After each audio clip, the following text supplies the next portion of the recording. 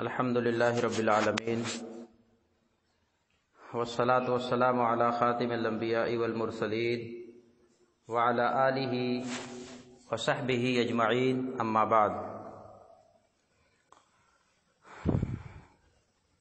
دعوت و تبلیغ کا کام کرتے ہوئے ہمیں اور آپ کو، لوگوں کو، دنیا والوں کو نیکی اور بھلائی کی طرف، خیر خواہی کی طرف دعوت دینی چاہیے، کیونکہ اس کی بڑی فضیلت آئی ہے کتاب و سنت میں۔ اگر ہم خیر خواہی کا کام کرتے ہیں، بھلائی کا کام کرتے ہیں، امر بالمعروف اور نہی عن المنکر کا کام کرتے ہیں، تو اس کی بڑی فضیلت آئی ہے۔ چنانچہ اللہ رب العالمین نے قرآن مجید کے اندر سورۃ الاحزاب کی آیت نمبر 45 اور 46 میں فرماتا ہے، یا ایھا النبی انا ارسلناک شاہدا ومبشرا ونذیرا، اے نبی ہم نے آپ کو گواہ بنا کر کے بھیجا ہے، ومبشرا، اور اے نبی صلی اللہ علیہ وسلم ہم نے آپ کو خوشخبری اور بشارت سنانے والا بنا کر کے بھیجا ہے، ونذیرا، اور اے میرے نبی صلی اللہ علیہ وسلم میں نے آپ کو ڈرانے والا بنا کر کے بھیجا ہے، وداعیا الی اللہ بإذنہ، اور اللہ کے حکم سے اس کی طرف لوگوں کو بلانے والا بنا کر کے بھیجا ہے، وسراجا منیرا، اور روشن چراغ بنا کر کے بھیجا ہے۔ تو اللہ رب العالمین نے اس آیت کریمہ کے اندر اپنے نبی آخر الزماں صلی اللہ علیہ وسلم کو 5 چیزیں بتایا کہ ہم نے آپ کو شاہد بنا کر کے بھیجا۔ شاہد کہتے ہیں گواہ، ہم نے آپ کو گواہ بنا کر کے بھیجا ہے، آپ یہ گواہی دیں لوگوں کے سامنے کہ اس پوری کائنات کا خالق، یعنی کریٹر، بنانے والا، پیدا کرنے والا، اور پھر پوری کائنات کا مالک، اور پھر پوری کائنات کی تمام مخلوقات کا معبود، یہ ایک ہے، یہ گواہی دو۔ اے نبی آپ لوگوں کو بتائیے کہ اللہ رب العالمین ہی تمہارا خالق و مالک ہے، وہی معبود برحق ہے، اور پھر قیامت کے دن بھی اللہ رب العالمین کے سامنے ہمارے اور آپ کے پیارے نبی صلی اللہ علیہ وسلم گواہ کے طور پر وہاں پیش کیے جائیں گے اور گواہی دیں گے۔ تو اللہ تعالیٰ نے فرمایا ہم نے آپ کو گواہ بنا کر کے بھیجا ہے، ومبشرا، اور ہم نے آپ کو خوشخبری سنانے والا، بشارت سنانے والا بنا کر کے بھیجا ہے۔ آپ لوگوں کو اللہ کی طرف سے ملنے والی نعمتوں کی بشارت سنائیے۔ آپ ان سے کہیے کہ اے لوگو صبر کا دامن تھامے رکھو، اور صبر سے اپنے آپ کو اکتاہٹ محسوس نہ کرو، بلکہ صبر کرو، کیونکہ صبر کے بعد جو مراحل آتے ہیں اس میں انسان کو راحت و سرور نصیب ہوتا ہے۔ ہر مشکل کے بعد، ہر تنگی کے بعد اور عسرت کے بعد آسانی ملتی ہے۔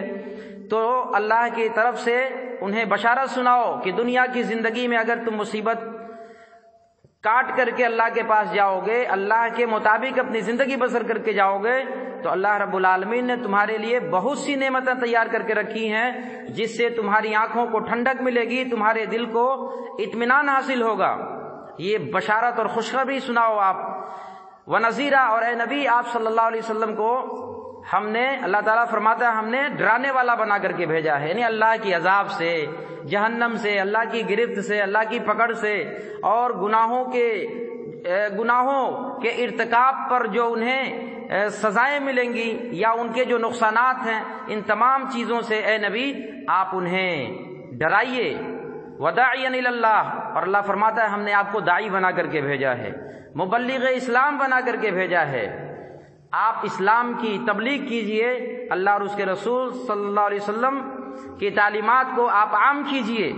اور 5ویں چیز اللہ نے بیان فرمائی، وسراجا منیرا، اور ہم نے آپ کو روشن چراغ بنا کر کے بھیجا ہے۔ اللہ تعالیٰ نے قرآن مجید کے اندر سورہ نوح کی آیت نمبر 16 میں سورج کو سراج کہا ہے.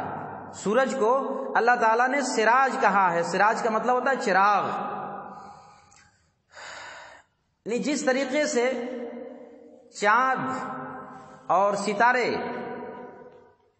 سورج سے روشنی حاصل کرتے ہیں، اسی طریقے سے اللہ رب العالمین نے روحانی دنیا میں آپ کو سراج منیر بنا کر کے بھیجا ہے.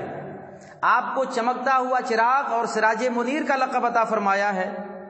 گویا کہ نبوت کے آفتاب ہیں آپ کے طلوع ہونے کے بعد اب کسی دوسری روشنی کی ضرورت نہیں ہے.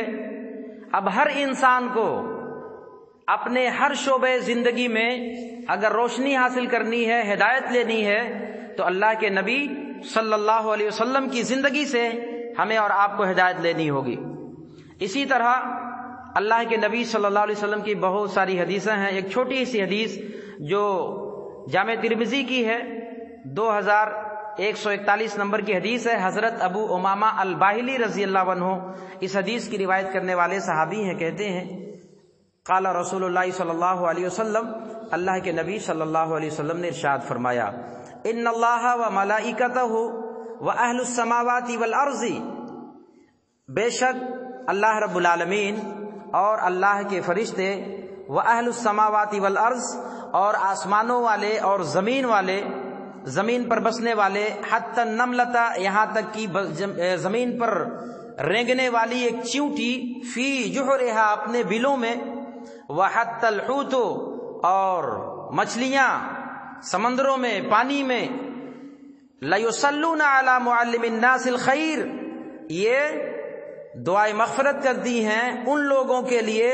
جو خیر اور بھلائی کی تعلیم دیتے ہیں، جو لوگوں کو اچھی باتیں بتاتے ہیں، برائیوں سے روکتے ہیں، انہیں ضلالت سے نکال کر، گمراہی سے نکال کر ہدایت کی طرف لاتے ہیں، معبودان باطلہ کی پرستش سے ہٹا کر ایک اللہ کے سامنے جو حقیقی معبود ہے اس کے سامنے انہیں لے کے آتے ہیں، امر بالمعروف اور نہی عن المنکر کا فریضہ انجام دیتے ہیں. تو یہ ان کا مقام اور مرتبہ اتنا اونچا ہے، اتنا بلند ہے کہ اللہ کے نبی فرماتے ہیں کہ کائنات کی ہر شے ان کے لیے دعا کرتی ہیں.